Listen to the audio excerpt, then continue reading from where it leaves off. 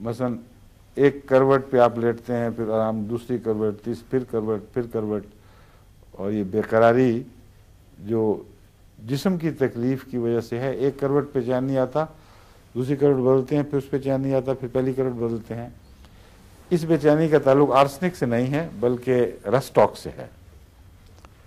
Rhus tox का नाम पहले ले चुका हूँ, अब मैं बार बार जब इन दुआओं के नाम लूँगा तो फिर आपको आहिस्ता आहिस्ता याद होनी शुरू हो जाएंगी। शुरू शुरू में बड़ा मुश्किल होता है याद करना, ज़्यादा घबराने की बात नहीं।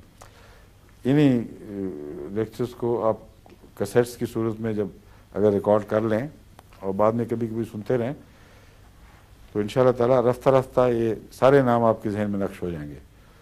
ब्रायोनिया के ताल्लुक में याद रखें, मैंने आपको रस्टॉक्स बताया था, एक दवाई ब्रायोनिया है। मैंने कहा था कि ब्रायोनिया के साथ एकोनाइट 200 ताकत में मिलाएं, रस्टॉक्स के साथ आर्निका 200 ताकत में मिलाएं, ना रस्टॉक्स के साथ एकोनाइट और ब्रायोनिया के साथ आर्निका 200 ताकत में।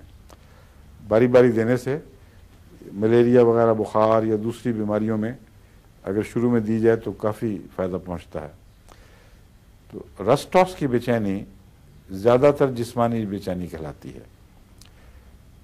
किसी एक उज़्व में मसलन इसमें रान में दर्द हो रही है तो आप थोड़ी देर उस पे लेटेंगे, घबराहट शुरू हो जाएगी, करवट बदलेंगे, थोड़ा सा आराम आएगा, फिर दोबारा शुरू हो जाएगी, फिर करवट बदलेंगे।